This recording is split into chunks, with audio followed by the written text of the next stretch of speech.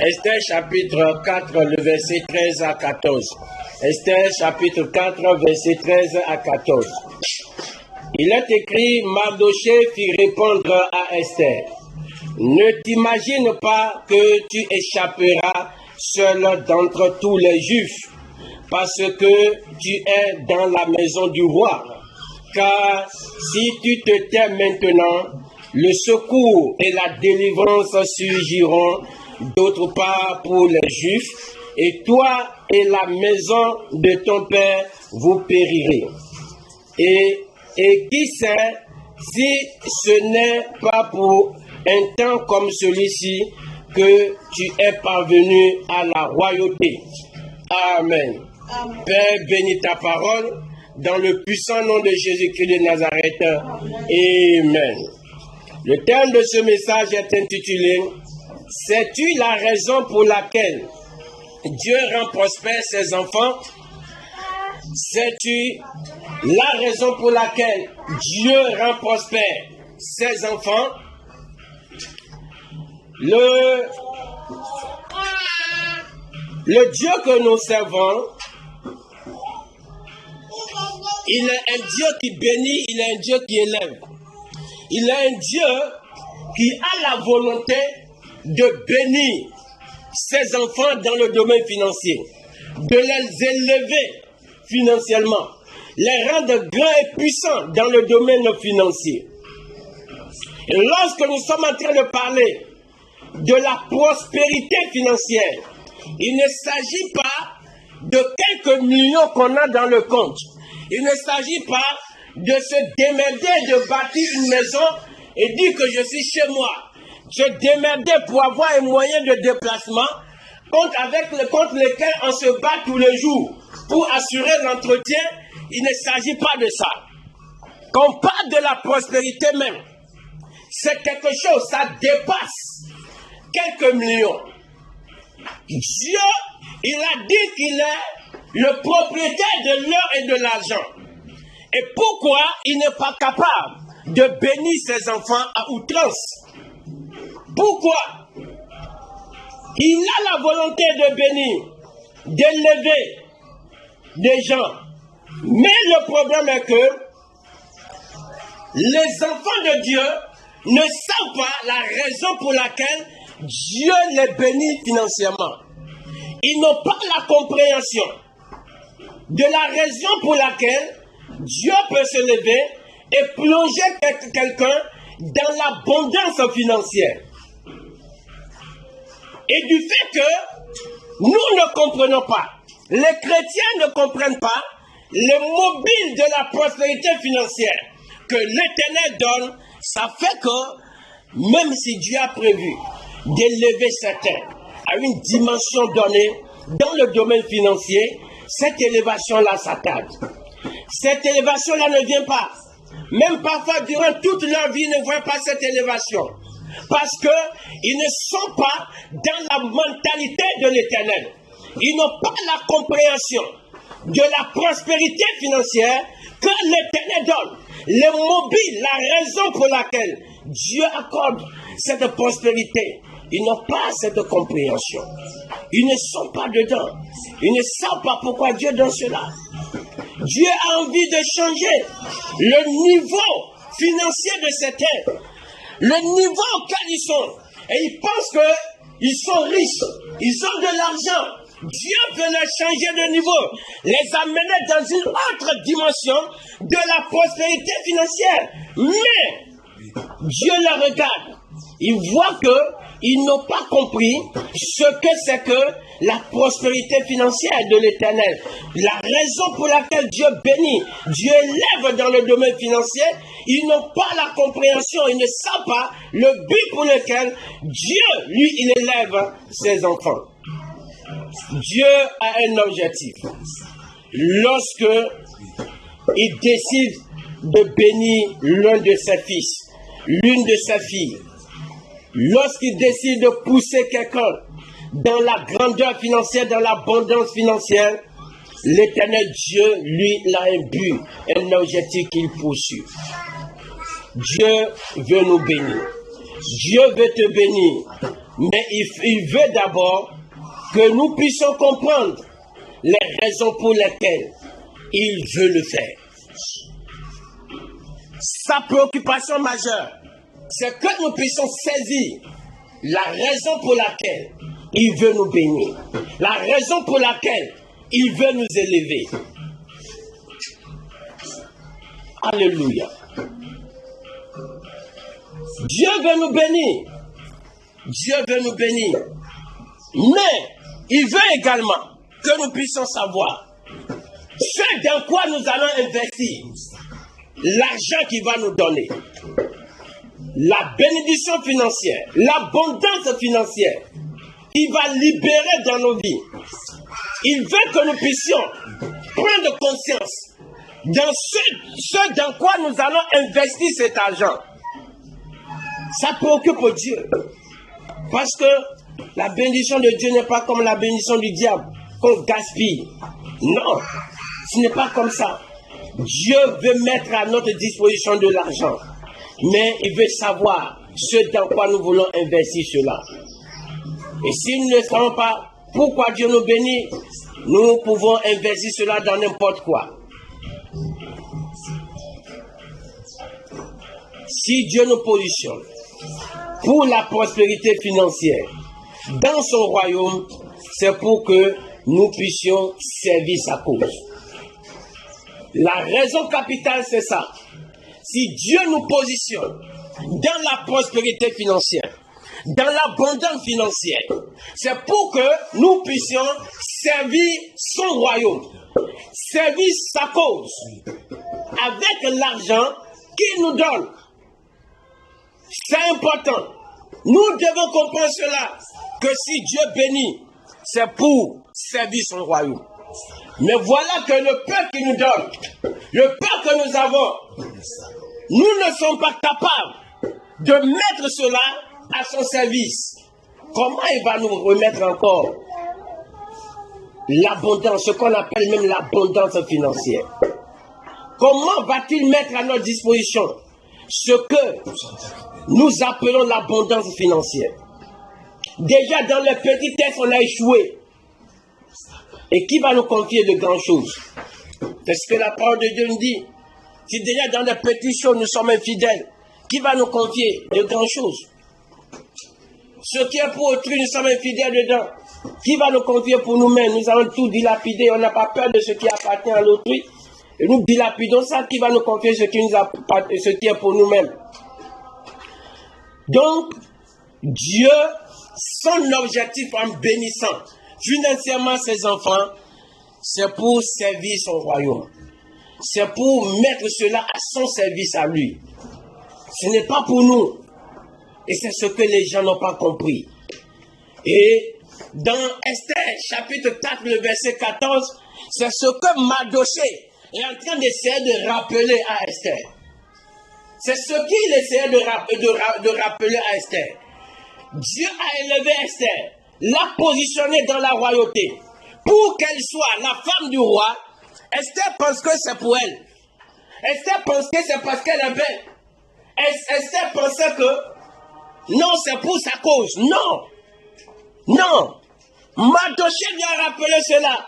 Si Dieu t'a donné cette position, sache que c'est pour servir le royaume. C'est pour régler un problème. Et le moment de régler le problème est arrivé. Et Esther a commencé par tourner en rond. Mardoché a envoyé la commission à Esther pour dire, il y a un décret que Haman a fait sortir. Et le décret dit qu'on doit exterminer tous les juifs qui sont dans le pays, qui sont à Suse. Donc fais quelque chose. Va voir le roi. Esther dit non. C'est compliqué. Moi je ne peux pas aller. Je ne peux pas aller. Parce que depuis 30 jours, le roi ne m'a pas appelé. Je n'ai pas vu le roi, ça fait 30 jours. Et si le roi ne t'appelle pas, tu vas là-bas, c'est la mort. Donc moi je ne veux pas mourir. Je ne peux pas y aller. Mardoché dit, tu n'as rien compris. Tu n'as rien compris. Si tu n'y vas pas, tu ne vas pas voir le roi. Sache que Dieu va passer par un autre moyen. Et il va nous délivrer. Il va délivrer son peuple. il n'abandonne pas son peuple. Il va délivrer son peuple. Mais il faut savoir une seule chose. Toi et ta famille, vous allez périr. Ne pense pas que c'est parce que tu es au palais de roi que tu vas échapper. Tu vas périr. Mais Dieu va nous faire sortir. Et il a insisté. La dernière phrase du verset 14. Il dit ceci. Et qui sait si ce n'est pas pour un temps comme celui-ci que tu es parvenu à la royauté. Qui sait?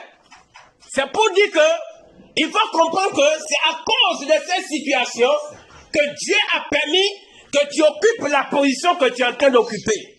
Mais si tu ne joues pas ton rôle, sache que Dieu, il va susciter le secours.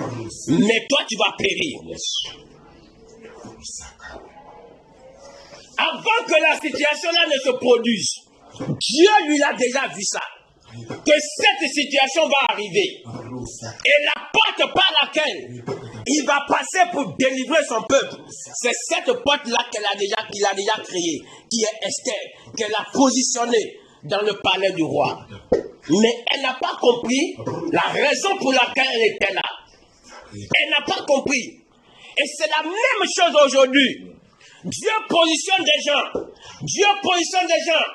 dans l'abondance financière, dans la prospérité financière, pour régler un problème. Mais ils ne le comprennent pas. Ils ne savent pas que c'est pour régler lui son problème, le problème de son peuple, que Dieu les a positionnés. Ils pensent que la richesse est pour eux. Ils pensent que cette prospérité c'est pour eux. Qu'ils ont travaillé. Non, j'ai travaillé, c'est moi qui ai travaillé. Tu as travaillé plus que qui? Tu as travaillé plus que qui? Tu as de la chance, plus que qui? Non! Dieu t'a positionné simplement pour que tu puisses répondre à certains besoins. Et ne pas comprendre cela fait que nous allons traîner. Nous allons traîner avec le peu que nous avons. Si nous n'avons pas cette compréhension que la prospérité que nous demandons à Dieu, nous crions à Dieu, bénis-moi, bénis-moi, bénis-moi. Que cette prospérité, c'est pour servir son royaume. Nous allons crier, nous n'aurons pas cette prospérité. Nous n'aurons pas ça. Nous pouvons aller chercher ça chez les charlatans. Il n'y a pas de problème. Mais si c'est Dieu qui va donner, il ne va pas donner. Parce que lui regarde le cœur. Il regarde la pensée. Il connaît notre motivation. Il le sait. Il le sait. Et il nous regarde. Nous crions, nous crions, nous crions, nous crions. C'est une faveur. C'est une grâce d'être la personne à qui Dieu confie son trésor pour qu'il puisse être géré. C'est une grâce. Ce n'est pas pour toi, ce n'est pas pour moi. Mais Dieu nous donne son trésor, son argent, pour que nous puissions gérer. Et cela nous profite. Ça nous profite. Ça profite aux chrétiens que Dieu a choisis. Mais nous n'avons pas cette mentalité. Beaucoup de chrétiens n'ont pas cette mentalité, n'ont pas cette compréhension. C'est pourquoi il y a tant de misère dans l'église. C'est pourquoi il y a la misère.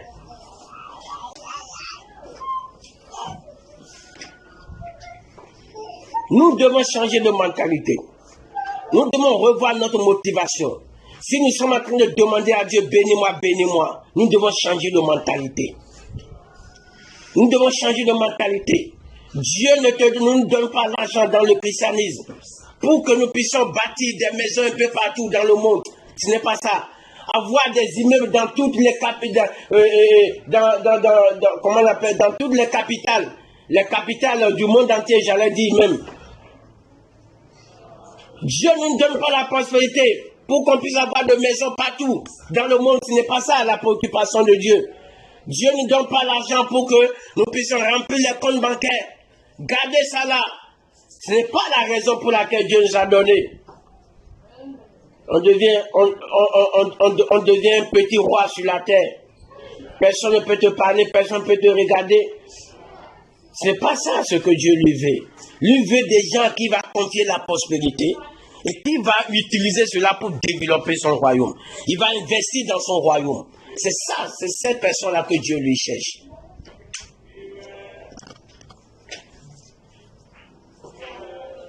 Mais malheureusement, pour certains, lorsque si Dieu leur donne la richesse aujourd'hui, ils ne connaissent que leur famille, leur petite famille d'ailleurs. Enfants, mari, femme, ou bien femme, femme, enfant et mari. Ça s'arrête là. Tout le reste là, il n'y a personne là. C'est le bonheur de cette petite couche-là qui les intéresse. Tout le reste, zéro. Alors que Dieu donne l'argent pour qu'on puisse s'occuper des ouvriers qui travaillent dans son champ. Dieu donne l'argent pour que les pauvres qui sont dans l'église, ou bien même qui ne sont même pas dans l'église, nous puissions contribuer à leur bonheur. Les veuves, les orphelins, on puisse contribuer à leur bonheur. Mais on ferme sa porte. On entasse ça dans un compte quelque part. On dit que Dieu a refusé l'appareil, donc aller travailler. Quel travail toi tu as fait pour avoir l'argent? Quel travail que tu fais, personne n'a fait. Et c'est ça qui t'a donné la prospérité. Quel travail? Donc, nous devons intégrer cela. Si nous voulons véritablement obtenir la richesse de la part de l'Éternel, il faut que nous puissions commencer par comprendre cette réalité. Si nous comprenons réellement la raison pour laquelle Dieu cherche des gens qui va bénir, là, Dieu peut nous bénir. Si nous sommes convaincus que oui, moi aussi, je peux faire partie de ces gens-là, qui doivent être des couloirs de transmission pour l'Éternel, là, Dieu peut nous bénir. Nous devons soigner nos cœurs, soigner nos pensées. Tous ces sous, qu'est-ce que nous allons faire avec? Des gens qui ont des centaines de milliards dans des comptes, alors qu'il y a des orphelins, alors qu'il y a des malades dans les hôpitaux, ne peuvent même pas payer les frais pour quitter l'hôpital. On les a séquestrés à l'hôpital parce que l'argent à payer pour quitter l'hôpital, ils n'ont même pas. Et ils ont des milliards en compte. Et le milliard là, ça ne fait pas sourire quelqu'un. Ça n'apporte pas de bonheur à personne. Et on dit qu'on est riche. Riche pour qui? Ça, ce n'est pas de la richesse. Ce n'est pas ça que Dieu lui donne. Dieu lui veut donner. Il donne pour qu'on fasse sourire des gens. Pour qu'on puisse contribuer au bonheur des gens. La richesse égoïste, Dieu n'est pas dedans. Dieu n'est pas dedans. La prospérité égoïste, Dieu n'est pas dedans. Tant que notre mentalité sera que je serai riche pour moi, ça ne marchera pas. Disons-nous la vérité, ça ne marchera pas. On peut passer par d'autres voies, détourner, cacher, voler peut-être, détourner peut-être, aller chez les marabouts, les charlatans, les mystiques, pour obtenir l'argent et venir à l'église pour dire gloire à Dieu, Dieu m'a béni. Mentir aux gens que Dieu a béni. Dieu n'a pas béni ça. Non, tu as forcé la prospérité.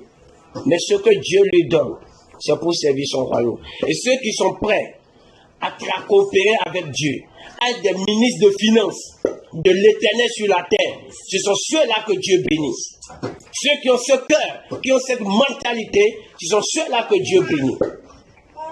Deutéronome chapitre 15, le verset 10 à 11, nous dit ceci. Donne-lui et que ton cœur ne lui donne point à regret. Car à cause de cela, l'Éternel ton Dieu te bénira dans tous tes travaux et dans toutes tes entreprises. Verset 11. Il y aura toujours des indigents dans le pays. C'est pourquoi je te donne ce commandement. Tu ouvriras ta main à ton frère, aux pauvres et à l'indigent dans ton pays. Dieu dit qu'il y aura toujours des indigents. Il en aura toujours. Des prédicateurs qui disent que le pauvre n'ira pas au ciel. Tu sais qu'ils n'ont qu'à aller revoir leur Bible. Que celui qui est pauvre, que le pauvre n'ira pas au ciel. Dieu dit qu'il y aura toujours des indigents. Parmi vous, il parle de son peuple d'Israël. Il y aura toujours des indigents. Et parce qu'il y aura toujours des indigents, vous devez ouvrir vos mains pour aider ces personnes. C'est pour cela que je vous ai donné la prospérité et de la richesse. Mais déjà le peu qu'on leur donne, Dieu fait un test, il donne un peu seulement, ça suffit. C'est terminé. C'est terminé. Il faut garder ça jalousement. Il ne faut pas qu'un seul gain quitte, un seul billet quitte. Il faut garder ça sécurisé. C'est la pauvreté mentale qui amène ça. C'est la pauvreté du cœur. Oui, qui amène ça. Oui, parce qu'on voit que ça, maintenant, si on enlève, maintenant, ça va diminuer. Alors, même quand on ne sait même pas comment c'est arrivé, on est arrivé à ce niveau. Au lieu d'évoluer dans la parole, et Dieu va encore accroître ce que nous avons, on ferme la porte. On ferme la porte avec le peu qu'on enferme. On dit Dieu, ça va, je vais gérer ça là. Je vais m'en occuper. Ça ne va pas finir. Non. Que le Seigneur nous délivre. Ouvre notre mentalité. Nous fasse comprendre cette réalité. Pour que nous soyons des gens par lesquels Dieu va passer pour bénir. Si Dieu passe sur toi pour bénir, c'est qu'il te rend riche. C'est parce que tu es béni. Qu'est-ce que tu ne peux pas faire? Tu auras suffisamment pour satisfaire tes besoins et satisfaire également les besoins des autres. Et c'est la prière que Paul a eu à faire. Et je ne sais pas si c'est aux Corinthiens ou bien aux gens de Corinthe, non bien aux Colossiens. Je ne me souviens plus très bien du verset. Mais il a dit que Dieu puisse vous en pouvoir au point où vous puissiez satisfaire vos besoins et continuez pas à satisfaire aux besoins des uns ou bien des autres. C'est ça. Donc Dieu bénit au point où on satisfait tous ses besoins et on va satisfaire également les besoins des autres. C'est dans cela que Dieu veut nous amener. C'est ce que Dieu veut de nous. Mais nous ne comprenons pas. Nous ne comprenons pas. Et on a un peu, on ne commence pas à se passer pour l'important. On devient très important. Très important. Et même on vient s'imposer, il y en a même qui vient s'imposer à l'église. Il veut s'imposer au pasteur. S'imposer à tout le monde dans l'église, au comité, parce qu'ils ont l'argent. Tu vas périr avec ton argent. Tu vas périr avec ton argent. Ça marche avec certains pasteurs. Mais avec d'autres, ça ne peut pas marcher. Tu vas avec ton argent.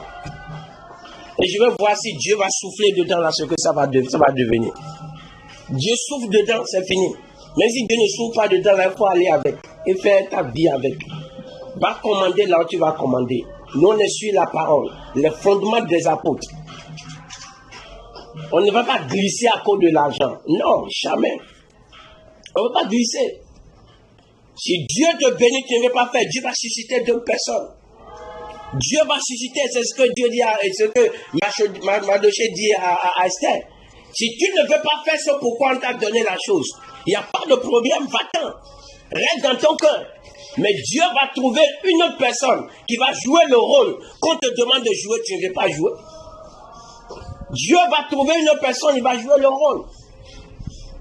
Donc c'est ça. Luc 12. Luc 12, verset 18 à 21.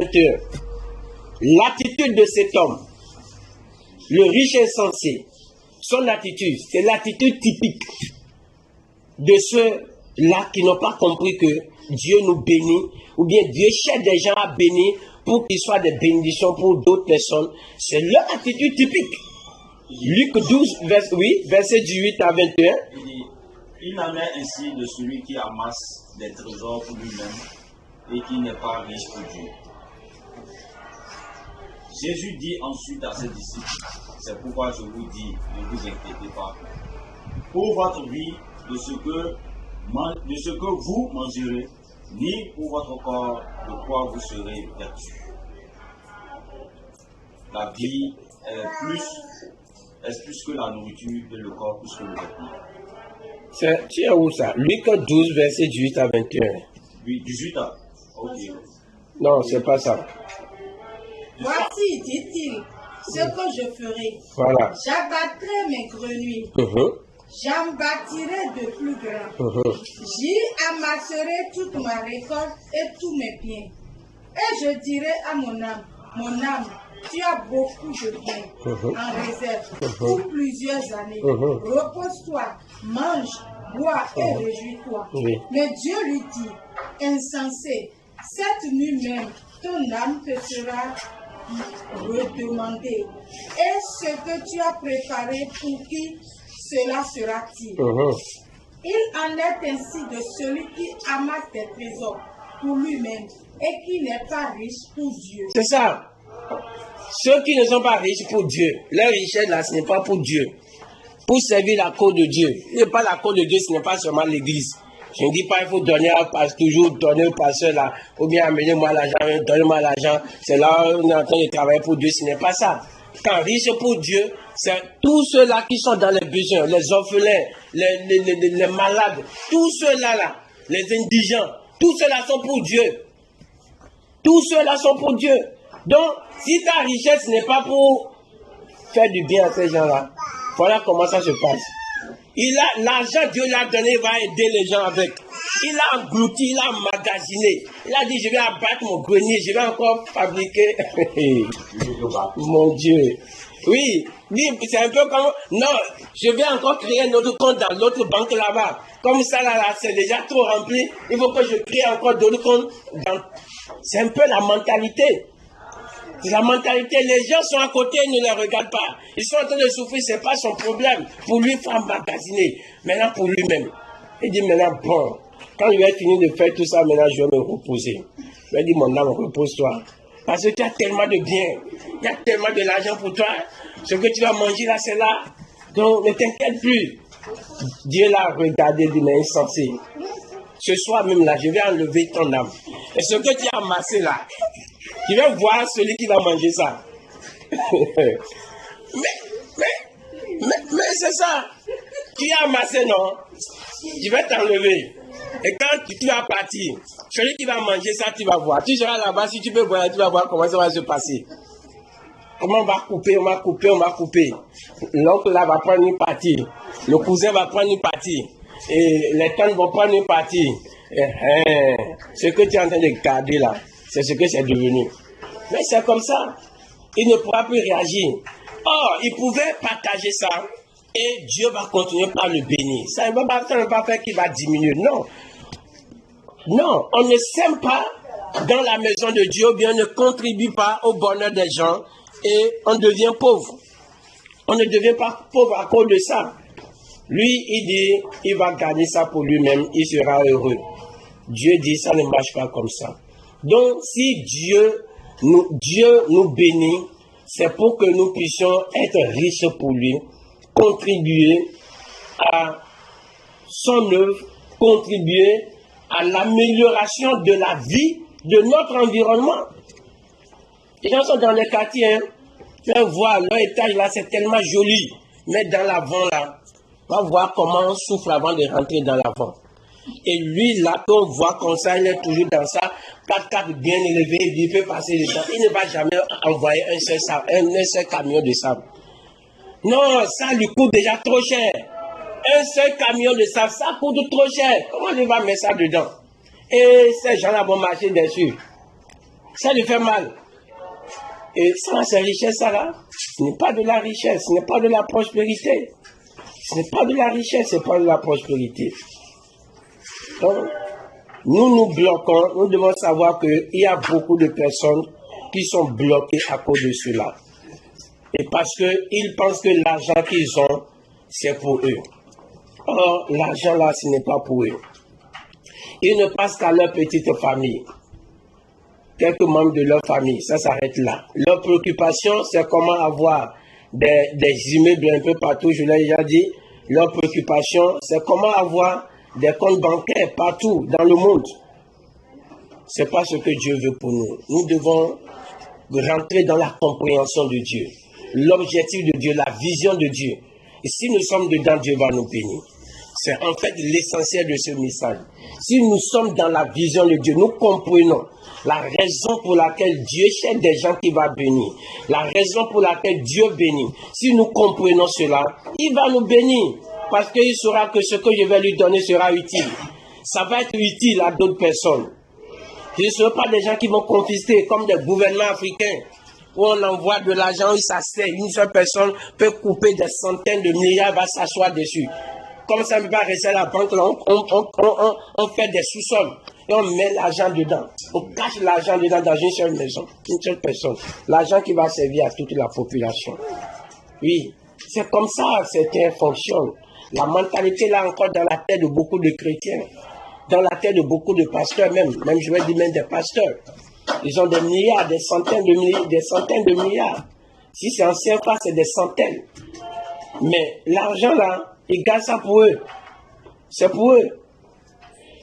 C'est pour eux. Quand ils vont mourir là, on va mettre ça dans le cercueil, ils vont partir avec. Les fidèles sont en train de souffrir. On a la capacité de créer des entreprises. L'église est trop riche. L'église est trop riche. On a la capacité de créer des entreprises. Créer des entreprises qui vont véritablement prospérer. Avec la prière, ça va les prospérer. Mais l'argent là, ça dort dans les comptes. Ça dort dans les comptes. On va acheter jet privé, on va acheter bateau ou bien quoi là, de croisière, les yachts. Ils vont acheter et c'est tout. On va aller fêter l'anniversaire à Dubaï. C'est des pasteurs avec enfants de pasteurs, bien quoi. À Dubaï, on va aller fêter l'anniversaire. Si on fête là-bas, là on dure beaucoup sur la terre. On a la longévité si on fête l'anniversaire à Dubaï. Et on va gaspiller tout cet argent-là. En même temps, on va voir dans l'église ce qui se passe.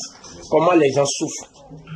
Aucune organisation sociale, aucune organisation, alors que ce n'est pas que les moyens manquent. Les moyens ne manquent pas. Non. Et dans ces conditions, comment Dieu peut continuer par bénir? C'est compliqué. Donc, nous, chacun devons prendre la résolution de moi, je serai une source de bénédiction pour les autres. Dieu bénit moi pour que je sois une source de bénédiction pour les autres. Si nous avons déjà ce cœur, le reste, Dieu va s'en charger. Il sait comment il va le faire, comment il va orienter les choses pour que nous puissions atteindre ce niveau-là dans le puissant nom de Jésus-Christ de Nazareth. Amen. Nous allons prier. Nous allons dire, Seigneur Jésus, ce matin j'ai compris ton message, j'ai compris mon Dieu. Nous allons dire, Seigneur, sonde mon cœur. S'il y a encore des grains d'avarice dans ma vie, et ça fait que je ne peux pas obtenir cette bénédiction-là, l'abondance financière pour pouvoir servir ta cause. Éternel Dieu, enlève cela de mon cœur. Si c'est là, papa, arrache cela, mon Dieu, mon Rédempteur. Délivre-moi dans le puissant nom de Jésus-Christ de Nazareth, prions. Éternel, mon Dieu, mon Rédempteur, je te prie, papa. Le roi des rois, je te prie. L'ancien des je te prie. Le lion de la tribu de Juda, je te prie, papa. S'il y a encore un grain, Seigneur, de puissant, d'avarice, Seigneur, de puissant. Mon Dieu, mon Rédempteur, dans mon cœur, dans le cœur de chacun de nos pères. Mon Dieu, mon Rédempteur, qui fait que Père, nous ne pouvons pas, éternel puissant, ouvrir nos mains, Seigneur. Aux indigents, aux pauvres, Seigneur, aux nécessités, papa. Éternel Dieu, je prie, Seigneur, enlève cela de mon cœur. Enlève cela de le cœur de mon frère, de ma soeur, de nos enfants, mari, femme, Seigneur. De tout cela qui nous appartient, mon Dieu.